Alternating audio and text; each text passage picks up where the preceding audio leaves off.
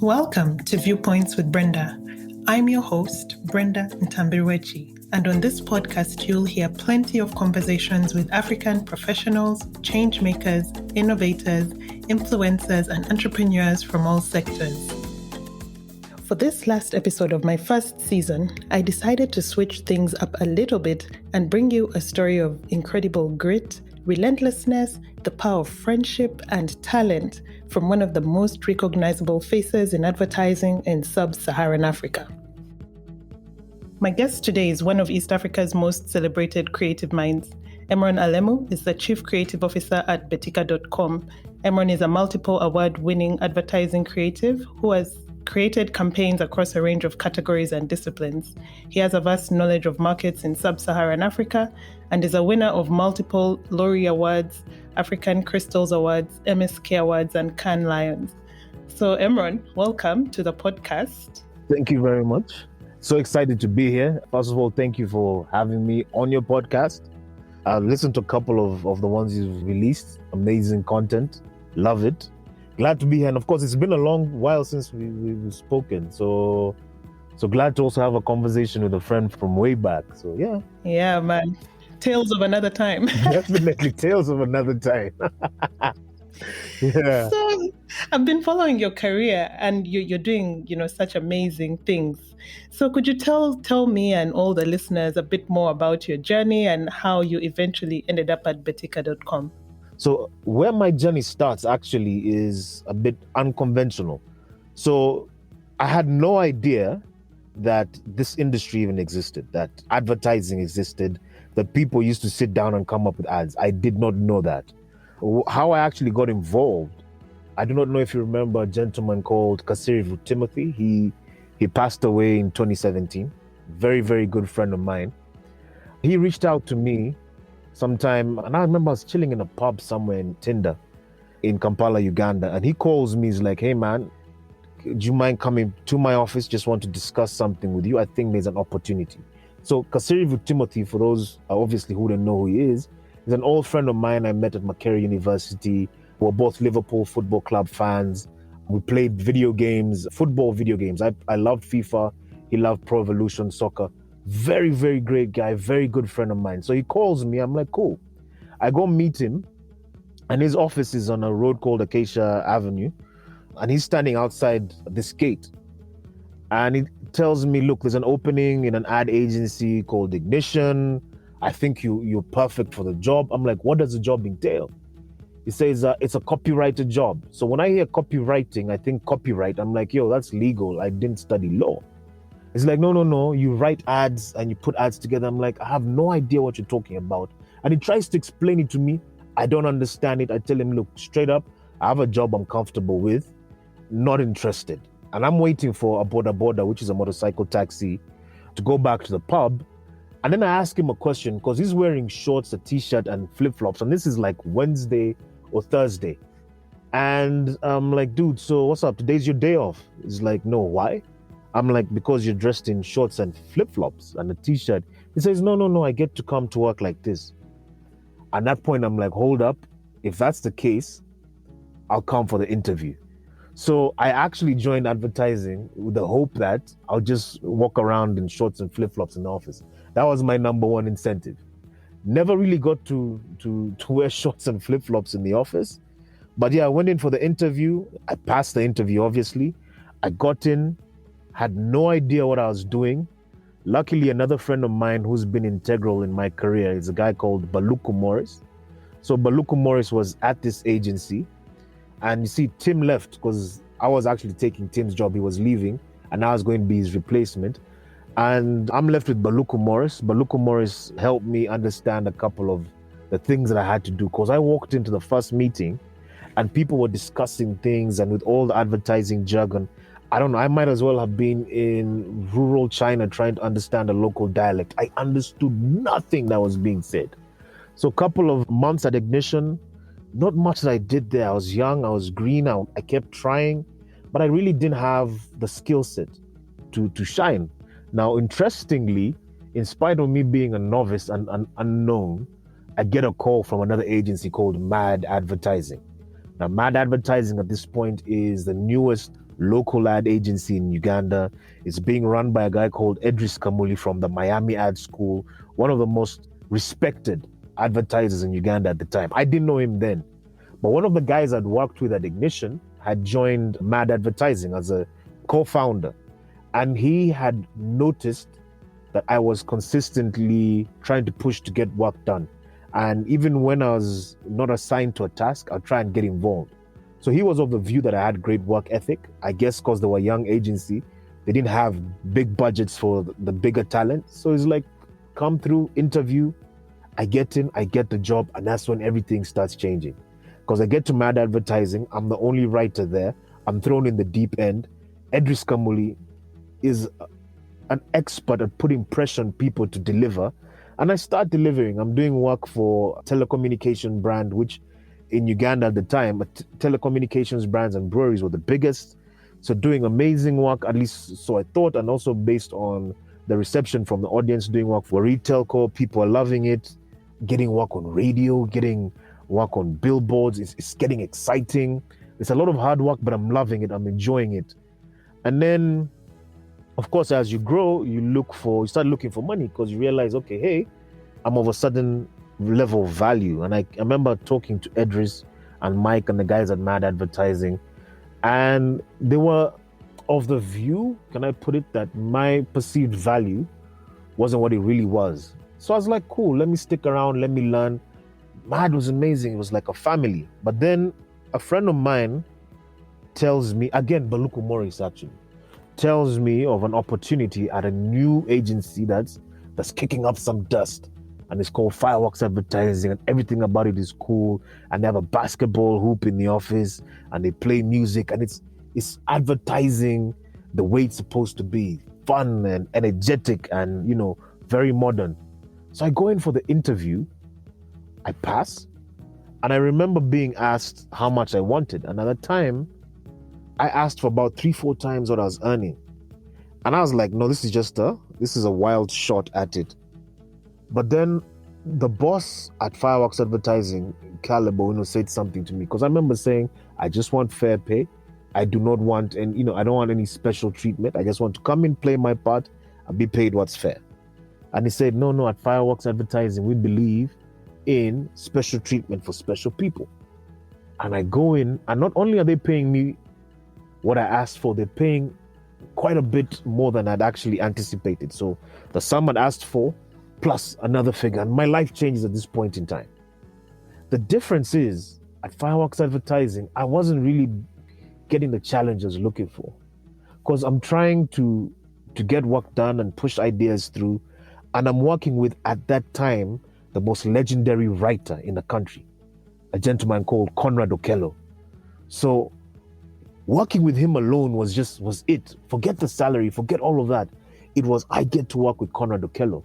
And I used to keep going and asking, how can I get involved in more stuff? How can I do amazing things? And to be honest, I don't feel that at Fireworks, I really got the opportunity to show my capability. And this is where now a very significant chapter in my life happens. Fireworks Advertising fired me. The great agency with the great end of month parties, the Fire Fridays, with the great energy and the basketball hoop in the office, they fired me. So 2010, literally about 8 months in, no notice, nothing. I come to the office one day, I'm told that there's a downsizing happening because I think we lost a significant client. I found it weird because I didn't even work on that account. So ideally, I'd have thought if you're firing people for losing a business, you should fire the people who are working on the business. And, they gave me a great speech. Conrad gave me a great speech about how this is not a reflection of who you are and your skill. It's a business decision. And I'm like, cool. I'm like, let me go figure out what else to do. But then a friend of mine tells me that the day that we were fired, so I was part of a group of 8 that were fired. The CEO made an announcement, of course, to let people who had stayed know they were safe. And the reason he gave, he said that the people who we've had to let go simply were not the standard that Fireworks Advertising aspires to be. Now I'm in my 20s. I've just come from, kicking ass. So I thought I'd mad advertising. And then I'm out here, I'm being told that the reason I've been let go at Fireworks is I'm really not at the level Fireworks want. So of course, chip on the shoulder. But the sad thing is actually hearing that made me decide to quit advertising. So I actually quit advertising. And what really upset me the most is shortly before this, literally like 2 months before this, the CEO at Fireworks Advertising had convinced me to quit what was a very lucrative side hustle, which was managing artists in the music industry. There are times I used to actually lend petty cash in the millions of shillings to the agency. It was just that lucrative. I had cash in every weekend I'd come back from shows, I had cash in my pocket. And we need petty cash for A, B, C, and D. So I felt a certain kind of way. I'm like, 1, there was no notice. 2, they're saying I'm trash. 3, they made me leave an industry that I was thriving in. So there I'm at on the streets trying to figure out life. I tried to get into agriculture. It's weird. It was a weird 3 months. Also because my money had gone up in a big way, I'd also switched up my lifestyle. So I'd moved to a nicer neighborhood. I was drinking more expensive liquor and stuff and partying harder. I really wasn't saving because I'm in my 20s and I'm thinking, living, la vida loca, as they say. So of course the landlord was looking for me because as I said, I wasn't saving. So after 1 month, month 2, month 3, you can't afford rent. So I was struggling a little bit. And then I get a call from Scanad, which at that time was the biggest agency in the country. Probably still is, I'm not sure. And guess who was at Scanad who pushed my name through? Same guy, Baluku Morris. So I joined Ignition, Baluku Morris. I joined Fireworks, Baluku Morris. I joined Scanad, Baluku Morris. So I actually went to Scanad because I had bills to pay. I was like, I'm not made for this industry. But this is when things become interesting. Scanad, multinational corporation. They're doing things at a completely different level than I've ever done anywhere else. So I'm thinking to myself, this must have been a big mistake because if I couldn't hack it at Fireworks, how the hell am I going to hack it at Scanad? But then I get in and guess what? I'm a perfect fit for Scanad. And I'm getting all the big briefs and all the hectic jobs. And I'm actually kicking ass. And you can tell because what used to happen at Scanad, which was rare, because most of these MNCs weren't big in terms of upping people's money. But every 6 months to maximum 9 months, I'm being called into the office for, an upgrade in the salary, or there's a problem in one of the other offices, you need to support them. So being in Uganda and then sorting out problems in Kenya and sorting out problems in Congo and sorting out problems in Tanzania, because usually we're the smaller country, everyone else comes and sorts out problems. So if the Ugandan creative can't hack it, there's definitely a Kenyan who'll jump on a plane to come and solve it, or someone from somewhere else. Now the reverse starts to happen. And we're actually going out and running Kenyan clients from the Uganda office and Tanzanian clients and Congolese clients, etc. It becomes an amazing experience. So I'm in the deep end of the deepest of the deepest ends, but I'm enjoying it because every challenge we're raising up to that challenge. And I'm working with a great team. I have Baluku Morris, I have a guy called Duncan Joroge. So yeah, Scanad, along the way, we end up taking the Airtel Africa business, Airtel being a big telco with a strong presence in Africa. And we are doing well in Uganda, but Airtel is struggling in a lot of the markets that they're in at the time. And then the marketing team at the headquarters, which is in Nairobi, of course, realized that Uganda is doing well and they try to understand why. So they come to Uganda, they find out that advertising is playing an integral role because another agency had that account and they were struggling with it. And then when we got it, the brand started to grow. So then I'm invited to move to Nairobi, Kenya, whereby the client says, look, if you can get us this team from Uganda to come and handle the account across the continent, we'll be happy and we'll retain the business in the organization. So moved to Nairobi, Kenya, which is also, it wasn't too hard of a move for me because I was born in Kenya. So it's just returning to a country I was familiar with. And I'd also been coming to Kenya quite a lot, working on a lot of projects. And then boom, I'm the head of creative for Airtel in 19 different countries across the continent. And I'm a kid. I'm still in my, I think I just turned 30, you know. So yeah, get in here, do amazing work that's well received in the different countries. In particular countries where the brand was in trouble, we're able to turn that around. Next thing I know, I'm being asked to work on more than just Airtel, go and win big pitches, brands like Unilever, and then I'm being sent across the continent to fix problems. Go to Joburg, there's a problem there, we need to pitch for a particular business. Go to Ghana, there's a problem there, we need to fix this. Go to different parts of the world. And yeah, the journey becomes really interesting at that point. You start really feeling that you're reaping the benefits of all the hard work that has been put in.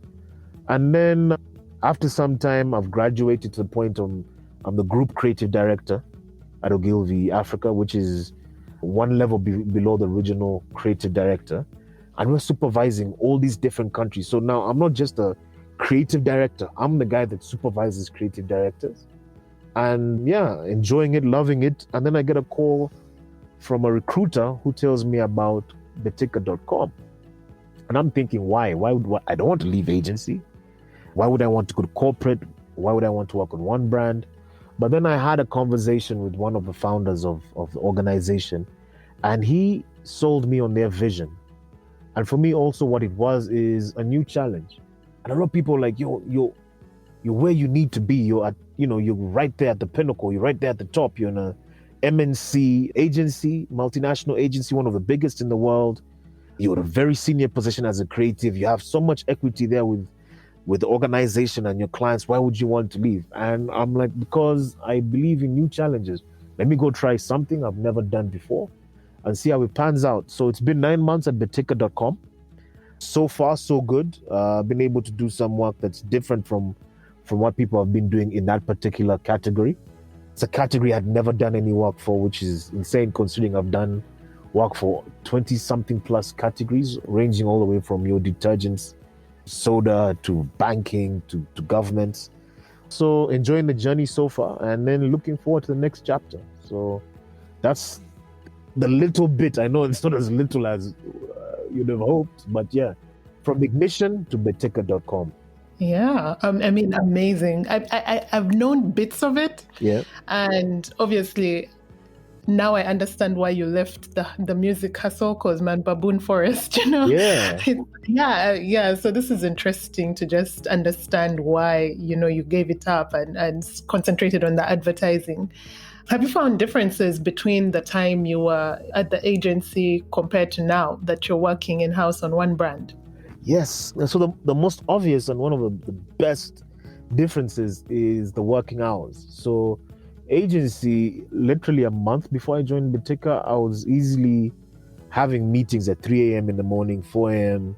And it's constant. You're kind of working 24/7, to be honest, dealing with one crisis or the other. The thing with corporate is people do actually work 8 to 5.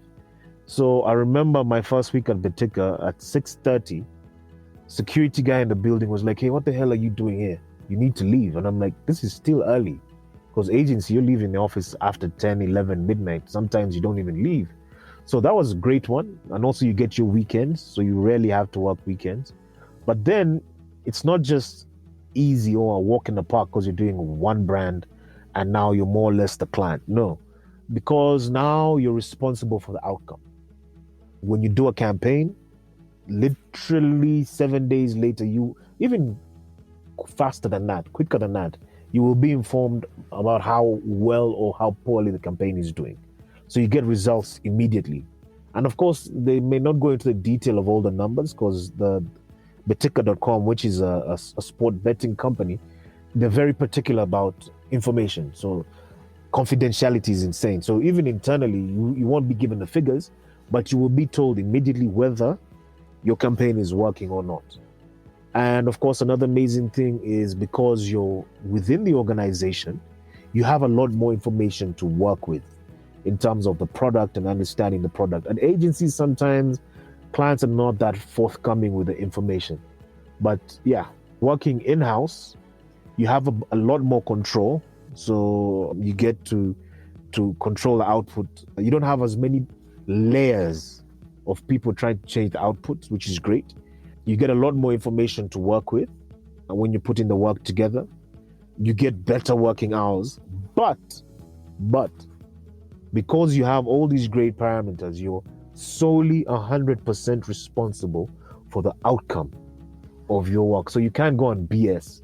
When you say the campaign is going to work, it has to work. You can't point fingers anywhere else. It's on you and no one else. So yeah, those would be the major differences. And I mean, you've done so many campaigns, so I'm curious as to which one has been your favorite from your ad days, and obviously the one that's been your favorite from Betika. So I think from my ad days, I think it will be 2 campaigns. Now, of course, the most obvious one would be the biggest campaign I've ever done, which was the world's most eligible bachelor, which myself and my creative partner at the time, Maxwell and Gary, put a rhino on Tinder so as to get funding for the Ole Pejeta Conservancy to work on saving the northern white rhino. Now, this was a campaign that blew our minds in terms of the reach and the impact. I'm talking about we're getting PR reports of how this is the news on a random radio station in rural Vietnam. And we're like, how? So it's insane. Jimmy Fallon's talking about our campaign. It's on CNN. Aisha Sise is talking about it. It's on Sky. It's on BBC, Al Jazeera. So, of course, that has, it would be one of my favorites simply for the impact and the reach and the scale of things.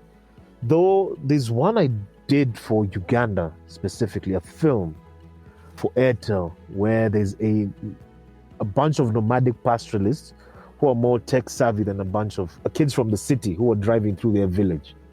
And the thing I loved about it is we did a couple of things that were different. We treated it more like a short film. I got to do a couple of things that previously I was not allowed to do. For example, we shot most of the film in a local dialect, Karamojong, which I don't even know. So, we shot a significant part of it in a local dialect in a part of the country that most people never even go to. So for me, that holds a very, very special place in my heart. At Betika, my favorite would be what was called the Betika Christmas Miracle. Also because it's a campaign that I'd been working on for a while, even before I joined Betika, and doing my research on deafness and solutions for the deaf.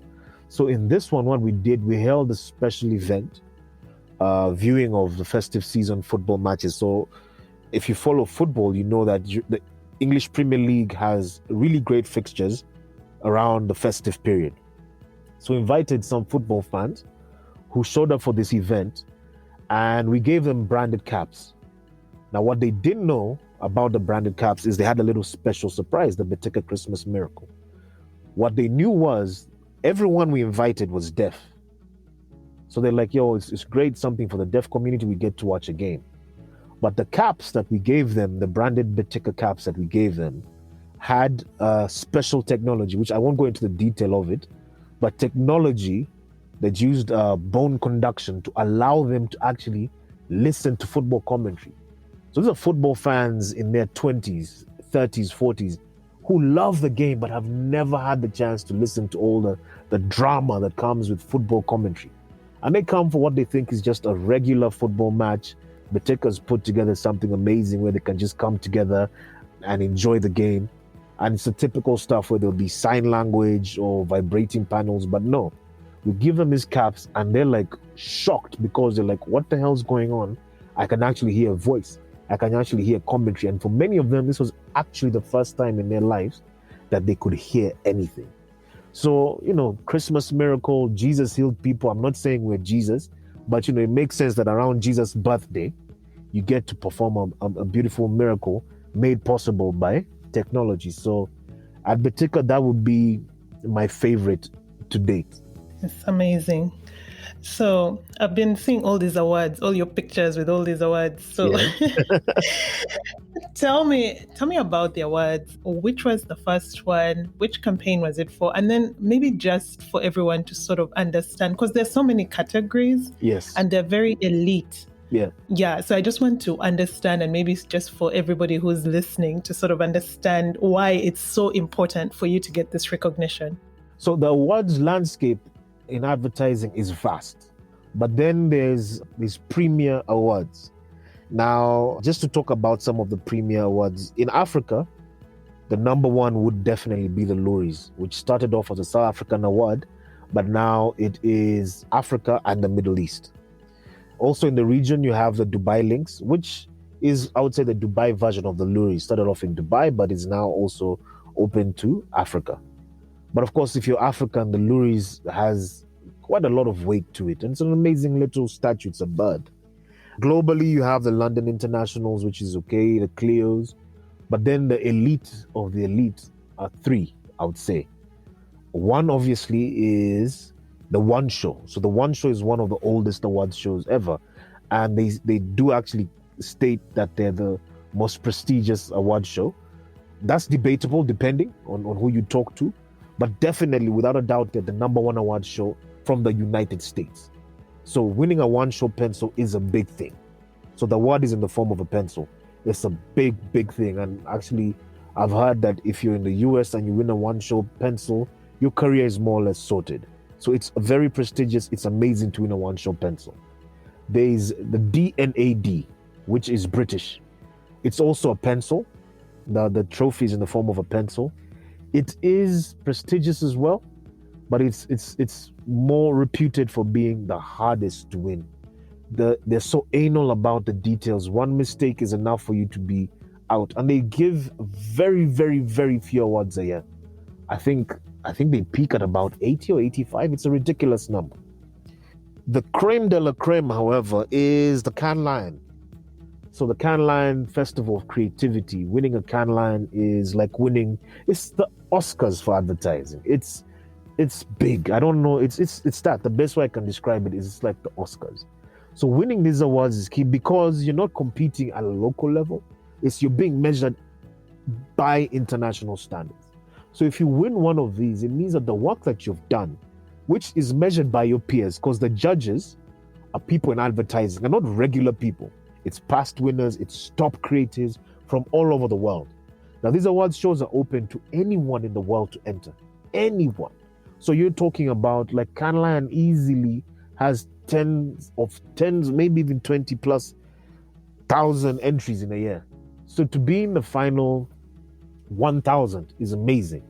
And also what happens is you have to understand that it's not really just about being in the top percentile. Because sometimes if in the different categories that are there, and categories range from film to digital and depending on the award show, sometimes in those categories, if there is no work that's worthy of being awarded, it won't be awarded. So the importance of these awards is your peers, the best of the best in your industry across the world, have sat together, looked at the best work in the world in that year, and have decided that your work and your creativity is worthy of being rewarded. So it's the most amazing peer review you can ever get. And it's a certification that that idea that you had and that campaign you put together is world class. So that's the importance of that. You asked about the first award I ever won. The first award I ever won was actually a Loerie, a silver Loerie in 2013. The thing with it, so first of all, first award ever. So very exciting. It's definitely a notch in my book. It will always be a significant note in my chapter. The thing is, then I was part of a team. So I was working with a creative director at the time, my creative partner, a gentleman called Ole Pejeta, and his art director, Mansi Sanke. And they put this campaign together and I chipped in. So I, as part of the team, obviously you're in the credits, you win. So I'm of course happy that I won a Loerie in 2013, one of the first to actually win in East Africa. Though I'm also cognizant of the fact that I was just a part of the team. I can't say it was my idea. I played a role, but most of the heavy lifting was done by my creative partner at the time called Ole Pejeta. And the idea was we had a billboard that operated like a sundial. So the client had a product whereby at different times of the day you could call different countries at a special rate. So this depended on the sun. So it was a sundial billboard. So it was a media innovation. It was amazing. One for outdoor or media innovation, I can't quite remember. But yeah, it was actually Uganda's first, I think, Loerie or international award out of Uganda. And I think one of the first in East Africa. Might have been East Africa's first Loerie, I am not sure. So that was the first one. But the most special Loerie for me, if we're talking about the Loeries, is actually the third one I won. So this was for the campaign, The World's Most Eligible Bachelor. And to paint the picture for you, so my creative partner, Max Ngari, and myself are in Durban, South Africa. And we've already won Cannes Lions, which is amazing. So we're bubbling on that energy. So we're definitely going to win. And we're going to sweep at the Loeries in every category. So the first night, I remember we'd all bought flags. So he's Kenyan, so he has a Kenyan flag. I'm Ugandan, I have the Ugandan flag. I actually had a friend send me a Ugandan flag via mail because there's no way I'm going to go up on an international stage without my flag. We all have our clothes ready, fresh sneakers, white sneakers. Always when we're going to award shows, we have these brand new white sneakers. We've even practiced a handshake because you see, at award shows, at the physical award show, when you win a gold, and you go up on stage. So when you win a bronze or silver, you don't. They'll just announce you sit in your chair, you clap for yourself, everyone claps, great. But then you get to go up on stage, and we're certain we're going to go up on stage. So day one, Friday night, we're ready, flags in hand, everything, we're good to go. And they're announcing the categories that we're in, and we've won, but we haven't won a gold. And so we're depressed. We go out party with a couple of our friends in Durban. We had a lot of friends who had flown in from Joburg, also in the advertising industry. Basically, Durban is full of advertising people, and it's a great party. So day two, we're like, you know what? If we didn't win yesterday, I know we're in some categories. I don't think we're going to win gold today. So we're chilling. Literally, we're like, you know what? We've come for the party. Let's have a good time. And the very first category that they announced, we are the gold winners. And now we're like, oh my God, we've forgotten the handshake. We weren't ready. And this is when it gets insane. We're hyped. We're really excited. And we walk up on the stage. Keep in mind, we're from the agency in Kenya. We have a few friends from Joburg and Durban, but we're not like the other guys from South Africa who've come with 100 people from the agency. So what we did not expect was the noise. The crowd went wild and they were cheering for us. And we forgot the handshake, everything. We're like deers in the headlight receiving our trophy. So for me, that moment is something that will always be a memory in my mind, whereby strangers, people we didn't know, were celebrating with us on our behalf because they love the campaign.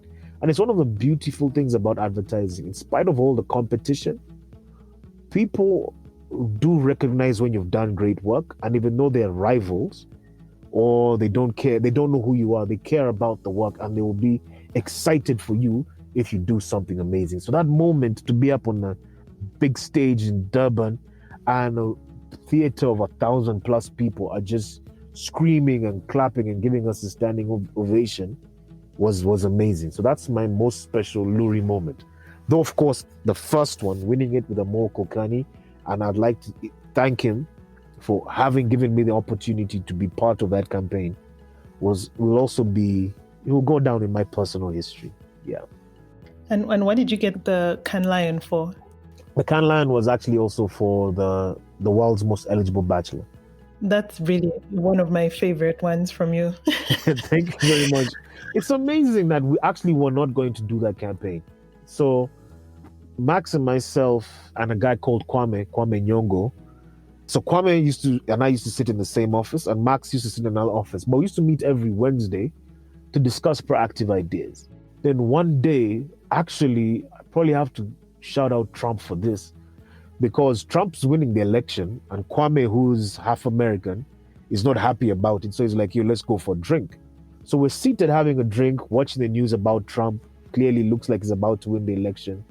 And then we start talking about work.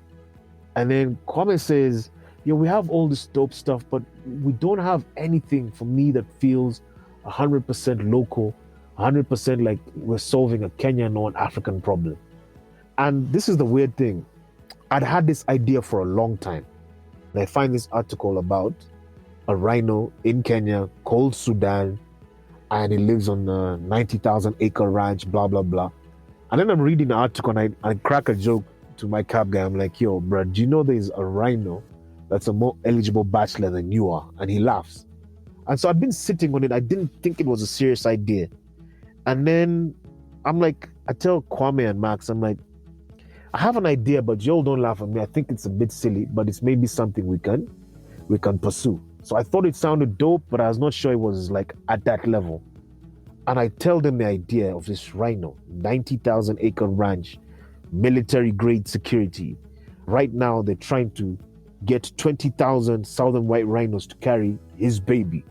I'm like, kind of makes him the world's most eligible bachelor. And everyone is like, oh my God, man, that's it. Why have you been sitting on this idea? And we put it together. We present it to our boss at the time. He loves it. Then the agency we're working in, Ogilvy, has this annual meetings where all the top creative heads meet and they present the ideas they're working on. And our boss goes, he presents the idea. Guys are like, it's not going to be anything, so forget about it. So we actually dropped it. But then the one guy, our general manager at the time, who later became our chief executive, a gentleman called Mathieu Plassard, said, nah, I believe in this idea, let's keep pushing. And we kept pushing and we got it done, and we actually got Tinder on board after 2-3 months of them saying no. And we launched it at a press conference, very small press conference in a hotel in Nairobi. So we were just doing it because, look, it's an idea. We've worked so much on this, let's put it out there. And it's insane because I clearly remember we're just seated there. It was, to be honest, one of the most lackluster press conferences ever.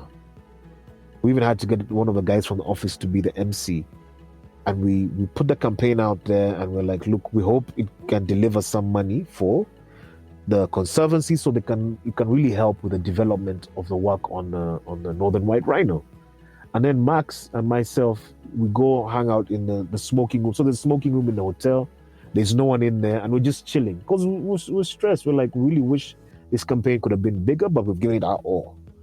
And I remember Max commenting about Aisha Sise because she was on the news. Press conference is just wrapped. We're not yet shut down everything. We've just wrapped and we're having, tea and samosas or whatever it is. And the lady from the Conservancy is like, oh, we have a problem. We're like, what's up? This is about 30 minutes after the campaign's gone live. And we've announced it. She's like, our website's crashed. Like, what do you mean? Says the traffic that's been coming to the website we had not anticipated it. So 30 minutes in, the campaign's already working and the site's crashed and these guys are getting so many donations coming in. We're like, wow, that's amazing. Then I get to the office. A friend of mine who works in the media department comes to me. He's like, yo, what's happening with the rhino? I'm like, what do you mean? She's gotten a call from someone who works at the Washington Post saying, why didn't you guys invite us for the press conference? This is a big story. And I'm like, but we were looking for people to come and no one wanted to show up because it was a simple story.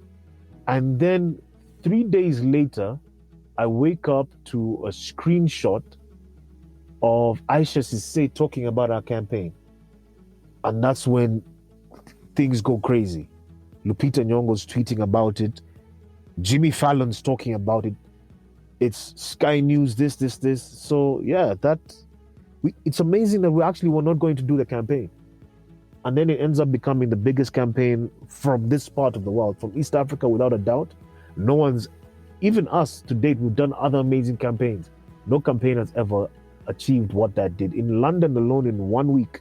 And that's what people forget. That campaign was 1 week, but it got 2 billion impressions in London alone in 1 week. And we couldn't even tally the numbers. I think PR value equivalent of over $300 million. So it's insane. And the fact that we're not going to do it is even crazier. That's such an amazing story. It's so inspiring. It's so inspiring. So what advice would you give to young creatives who would want to follow in your footsteps? So young creatives, I guess there's a lot of advice, but step one, the first thing I'd tell them is you had better be prepared to put in the hard work. A lot of people join advertising thinking it's all just fun and cocktails and great parties and late nights in the office eating pizza and having a good time with cool people and getting to, show up to work after 10 and wear cool clothes and be the cool kid. No, it's a lot of soul crushing hard work. So you had better be ready to put in the hard work. Talent will get you into the door. That's all it will do. Doesn't matter how talented you are. All the talent will do is get you into the door. Of course, if you're not talented, you won't get in. But the rest is just going to be hard work. Second thing, be prepared for rejection. I do not know if there's any other industry that has this level of rejection. Maybe the music industry. But 80%, 95% of the work that you're going to put together, that you're going to be passionate about, you will be told no. Keep in mind, we were told no when it came to the Rhino campaign, the world's most eligible bachelor for Ole Pejeta. We were told no by so many people.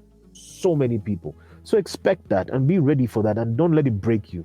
You have to keep pushing, If you really want to grow, another thing, something that I learned from my mentor called Edris Kamuli, he said to me, if you really want to grow, always work with people who are better than you. So when you join advertising, if you're in a particular agency and then you're the rock star, leave.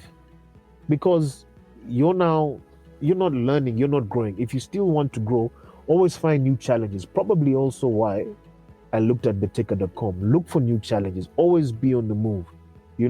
Always try and work with people better than you. And even if you're staying in the same agency, if, for example, you're the rock star, you're the boss, now moving, if you're the head of creative somewhere, could be difficult. But maybe what you do is you hire people under you who are better than you at particular things. You can't be the expert at everything. So hire people who are significantly better than you. Hire someone who you feel could be your boss in the next 4 or 5 years. They'll push you to keep growing, and then you will also, while you're teaching them, you'll keep learning from them. Yeah? So never rest on your laurels. That's one big mistake. You have 1, 2, 3 great campaigns. Everyone's patting you on the back. People are talking about your campaign. You're like, oh, I'm the shit. No, don't drink your own Kool-Aid. Don't believe your own hype. That's a very, very big mistake a lot of brilliant young creatives make, And then, look, at the end of the day, one thing you need to know is this industry, in spite of all the hard work and the hardship, and remember, when you start in this industry, you're going to be paid peanuts. But then if you persist and you keep delivering, then you'll be earning more money than most of your peers in other industries. And you'll be living a comfortable life. And you'll meet amazing people. You meet football stars. You meet all kinds of luminaries. I've hung out with Premiership footballers in a shoot in Barcelona, which also meant I get to hang out with Barcelona football stars. I've hung out with amazing musicians, and some of them become your friends. So there's reward at the end of the hard work. There's great pay. There's amazing experiences. You don't know who you're going to meet. It could be world leaders, whatever it is.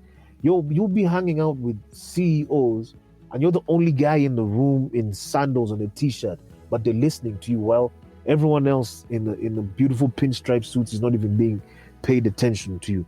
You will see the world, and in the process of that, the world will also see you. But it's very important to remember that while you're climbing this mountain, don't climb this mountain for the world to see you. Don't join advertising to become famous. Don't climb the mountain for the world to see you. Climb so you can see the world. You'll be amazed at what 5, 10, 15 years down the road, the places you've been and the experiences you've had. But then also, a couple of things, and things I wish people had told me before I joined the industry. So the truth is, and now truths about the industry, if you're African and you're trying to achieve things on an international stage, it will be harder. So keep that in mind. You will have to work harder than non-Africans. That's the truth. And you'll have to let your work speak for you. If you're black, anywhere, it will be harder. You'll have to work harder than people of a different complexion. And trust me, it might sound ridiculous for someone to say that even in Africa, if you're black, it will be harder. That's the truth. So you have to work harder than people of a different complexion or a different race on your own continent. That's the truth. So you have to ensure your work is grade A. Your work will have to speak for you. And if you're a woman, trust me, so if you're an African black woman, it's hardest for you. You're going to have to work harder than the guys and consistently prove that you belong. That's the honest truth. And it's sad to say it, but you have to be ready for that. Realities of the game. Another thing I wish someone had told me much earlier is you'll have to learn the business side of things. But before I get to that, key thing to remember, protect your mental health and your physical health. That's another thing that people don't tell you when you're a young creative. All this rejection, all this stress, you're a 24-year-old kid and you're being told that if that radio ad doesn't come out on time and it's not kick-ass, this big corporation could lose $4 million in a week.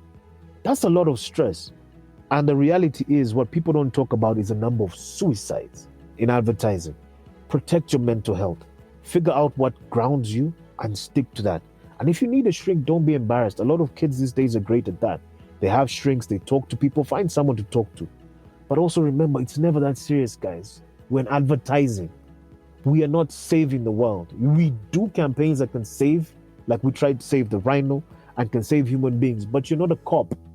You're not a soldier. You're not a doctor. No one's going to die because you were 6 hours late on that deadline. So try and ease up on that stress. And then this also does affect physical health. So physical health, all that stress, the number of strokes and heart attacks. So find maybe 20, 30 minutes a day to work out, but also manage your stress, manage your diet. Because you see, again, when you're working late, you're high off coffee and Red Bull and you're eating pizza and fast food because that's what they're delivering to agency. It's great when you're in your 20s, but in your 30s, 40s, just like many other people, you could die. I know people have had to leave because of heart attacks and some have just died right there in the middle of a presentation. So protect your physical health, protect your mental health. But again, talking about what I was saying, learn the business side of things, because a lot of creatives think it's cool to be just focused on the creative because I don't care about the numbers. I care about the purity of the art. No, the truth is, down the road, you might decide that you really want to impart your style of creativity to the world. And the only way you'll probably be able to really do that is if you're in full control of the output of your agency. And the only way you can really do that is to own the agency. But if you never learned the business side of things, you won't be able to run or own your own agency. Jay-Z said, till you own your own, you can't be free. But till you learn how to manage business, you cannot run a business unless you're going to find an amazing business partner who's not going to try and cheat you. So it's all these things. Put in the hard work, be ready for the rejection, manage your physical and mental health. Don't rest on your laurels. Learn the business side of things. And this industry is extremely rewarding. It will be kind to you, but you have to be willing to pay the price for it.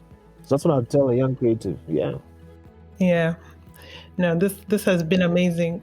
Not the direction I was hoping to go, but it's been such a great conversation, and just the story of the networking and the friendship and how you've come up with all these ideas for these great campaigns, and your advice to young creatives is something that I'm hoping people will take, will pick a few gems from. I obviously have, and obviously I relate with some of these things because we have talked about women in these spaces, Black women in these spaces, Black African women in these spaces. So I'm really thankful that you've taken the time to come on, and obviously I'll keep cheering you on the sidelines and liking all your posts. Thank you. I feel so proud. Thank you. Thank you, Emuron.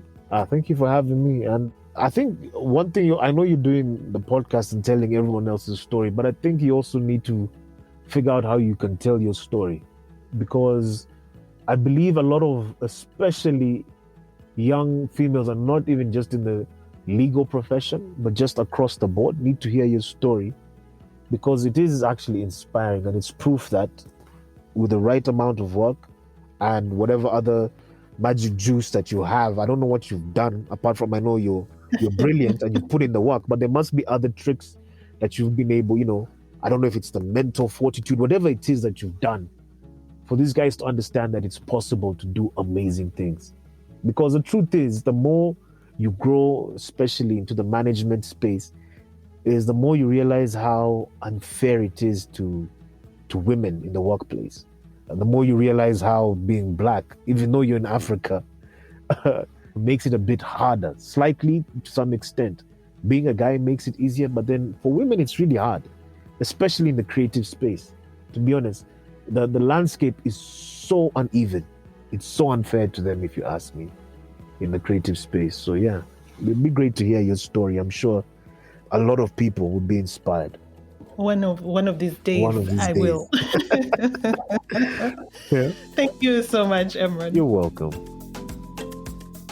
Thank you for listening to Viewpoints with Brenda. To keep the conversation going, follow us on Instagram at Viewpoints by BN and follow me on Twitter at Kasabiti. That's KASABIITI. To hear more conversations like this, follow the podcast, subscribe, like, and feel free to leave us a rating. See you next time.